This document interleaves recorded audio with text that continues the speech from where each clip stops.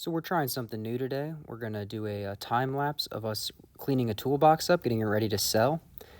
So before we get started on the cleaning process, I kind of want to see what the box looks like before we get started. You can see the top is pretty rough. That's common on the flip tops from people setting things on top. It's got some scratches on the back. That side sticker is pretty rough, so we're going to go ahead and replace that too. Just doesn't look the best. It does have some added holes on the side. I'm not sure what that's from, but that's also pretty normal on these boxes. The liners look good, but they are actually flipped. Nothing annoys me more when they do this because they don't stick very well, and it's easier just to clean them than it is to flip them. So now that they're flipped, every liner is going to have to get pulled, and both sides are going to have to get cleaned, along with the inside of the drawers because that dirt probably transferred to the drawer itself. So we're watching this at a pretty fast rate. I'm not sure going forward how we want to do this, as this was a pretty easy clean, and this video is still going to be about 10 minutes long. If I speed it up much faster than this, you really can't even tell what's happening. But to begin, we are taking the stickers off the box. You can see my wife, Kirsten, is taking the big Snap-on one off the side so we can replace it. And I'm taking all of the small ones off of the front. Right now I'm putting a new blade on a scraper. New blade on every single box. It just helps prevent any scratches, and the blade might get warped, so it's always better just to replace it before we start taking stickers off on a new box. You can see that I'm using a Milwaukee heat gun. I try to heat up the metal around the sticker rather than the sticker itself. I find that this is a little bit easier to get the sticker off. Most of the residue does come off with the sticker backing itself instead of staying on the box. Most of these come off pretty easy. Sometimes they're more difficult than others. I've noticed that paper stickers, especially old vintage paper stickers, can take, sometimes 10 minutes just to get a single sticker off, and it's pretty brutal, but these are coming off smoothly. Also, it's always a little bit worrisome when you see stickers on a box because you do never know if there's damage underneath, as a lot of guys will, not even trying to hide damage to the end buyer, but as they're working out of the box across the years, they get a ding. They might just put a sticker on it to cover it up and forget that it's even there when they go to sell the box. But this box actually looked pretty good underneath all the stickers. I didn't see any major damage. There was a couple scrapes, but nothing that was out of the ordinary. Kirsten now is using a Tap Magic. This is something, at the end of the video, I'll show a picture of all the products that we use on this box, but this is aluminum Tap Magic. It sounds strange, but we've tried probably 24 different products, and things like Goo Gone or Brake Clean actually damage the finish on the box, and WD-40 is not quite aggressive enough, so I found that cutting fluid like Tap Magic, especially aluminum Tap Magic, is pretty tame, but also reacts with the residue fast, so it'll take off the residue with having absolutely no damage to the box. It's pretty cheap when you buy it by the 5-gallon jug. I think it's about $100 a jug. Kirsten's using Windex on the front now, so before we go over and polish it all, we need to get the residue off from the stickers and any major dirt off the box so we're not just buffing that into the box. I'm using the paint scraper to take off the residue because if you try to just wipe off the residue, there's just so much from the stickers that it creates a paste. So I use a scraper to go back and get a majority of it off, and then I'll wipe off what the remainder is. And the Tap Magic I usually let sit for maybe 3 or 4 minutes so it can fully react. Sometimes it takes 2 or 3 go-arounds to get all of the residue off. That big Snap-on sticker on the side takes a long time because that sticker almost always leaves all of the residue on the box, so it takes a couple times to actually get that off. I'm using a little Ryobi polisher on the side of the box now, just going over any of the minor scratches. I try to be pretty careful here. It's hard with black, but with any color, if you're doing this at home, just pay attention. If you don't really know what you're doing, you can get swirl marks pretty easy in the paint and ruin the box, so you just want to be careful. You're just trying to take out any micro scratches. You're not trying to get the big stuff out. You're not going to get the big stuff out. If you can see bare metal, it doesn't matter what you do. It's just how it's going to be. So I just try to get the little fingernail scratches out of the box to make it look a little bit nicer, and also this does help clean it. Sometimes you think something is damaged, and after going over it with the polisher, you find out that it was just dirt. And then Kirsten is following behind me and wiping off all of that polishing compound with glass cleaner once again.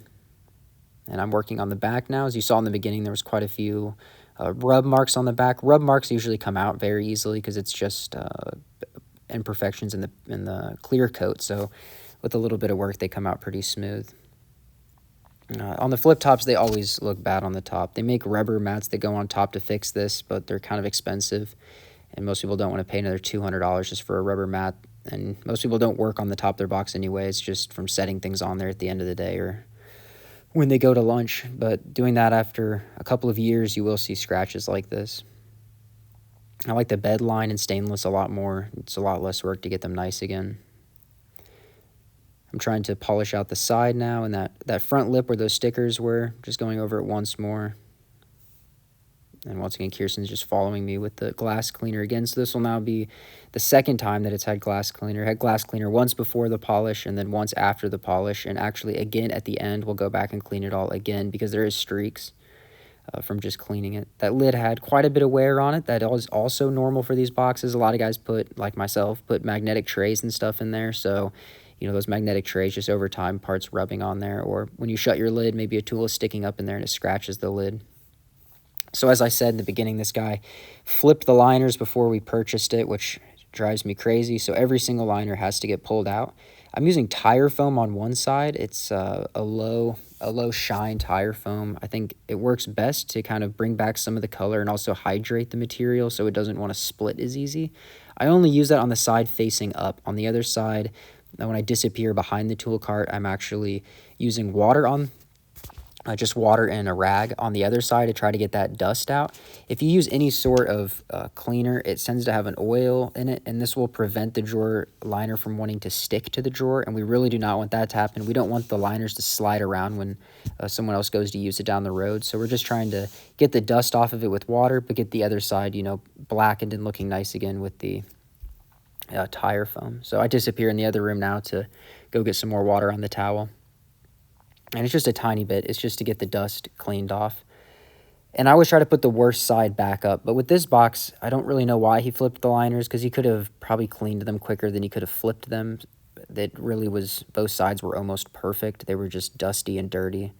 A lot of guys don't realize how easy it is to clean a liner. It might look awful, but that stuff really doesn't want to hold that much grease. So when you wipe them down, they look good in like a matter of minutes. So I would highly recommend not flipping the liners. I think it's kind of misleading. But you do see that on a lot of used boxes. Right before guys will sell them, they'll flip them over. The box looks brand new, and then when you get there, it's just completely disgusting on the other side. And a lot of times, dirt and rocks will get trapped underneath the liner now since you flipped it. So if you set tools in there, the liners don't want to sit flat, and it will cause scratches to the inside of the drawer. It's probably about the 5th time we've cleaned the inside of the top compartment. That's usually the worst. So we have all the liners back in the box now. And I am greasing the wheels. They rolled pretty smooth, but I noticed when we were unloading it, they just didn't feel as good as they should, especially for such a small box. You want these things to roll very smoothly, so go ahead and re-grease the wheels. As these boxes get moved around shops a lot, that's why guys usually buy these small carts, is because they want them to be mobile. So if a box is empty and it feels a bit rough to move, I'm just going to go ahead and grease the wheels now. I'm just cleaning the inside of the wheels. These are always dirty and probably my least favorite job, so I gave it to her.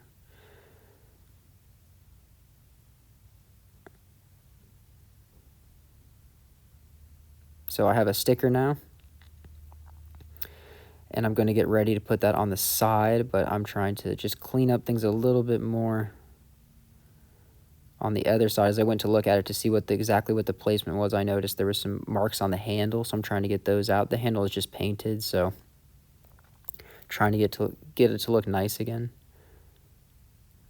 And there is the new sticker on the right side. We'll show it at the end. We'll do a walk around so you guys can see what this looked like afterwards. This is a gloss black cart, so it probably shows wear more than any other color by far. The high sheen on it really reflects any damage. It's like a mirror finish more so than the other boxes. I could probably use this box, the lid on this box, to shave. Where you notice the box on the right to the right side of the video is blue. That's the same clear coat, but not quite as reflective. There was a couple of spots we touched up. If there's tiny little pinholes or little marks like this, we try to touch them up just to prevent rust from down the road. I'd recommend you guys do the same. A tiny little scratch addressed early is really nothing, but if you just let it go, it will spread over time. So that sticker on the side is now new. Looks a little bit nicer. I topped that lid really cleaned up nice. There's still some scratches in it, but it's 100 times better than what it was. The back of the box looks great. That line on the bottom is a reflection from the concrete. There is no scratch down there. Everything polished out of the back of the box perfectly. All of the liners look great. As I said, this is the worst side now facing up, so there's really no reason they should have been flipped. They look perfect. All the bumpers turned out great. The drawers were smooth, so there's no reason to re-clean the slides or anything like that.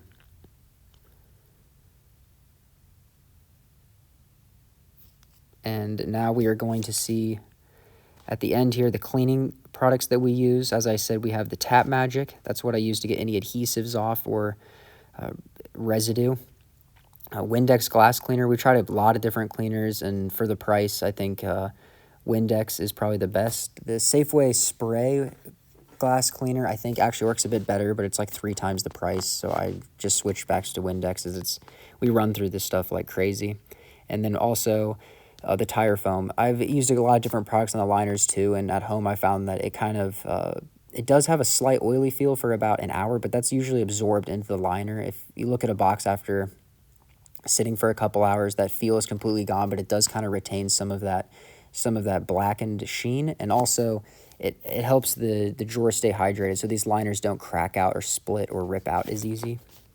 So I hope you guys enjoyed watching, and if you want to see more videos like this, we'll try them. This is our first time, so I'm not exactly sure with how the flow is going to work, and going forward, maybe we'll try to edit out some parts so it's not quite so long, and maybe speed up some parts or slow down some parts so we can kind of discuss in detail what we're doing to try to address issues on the box.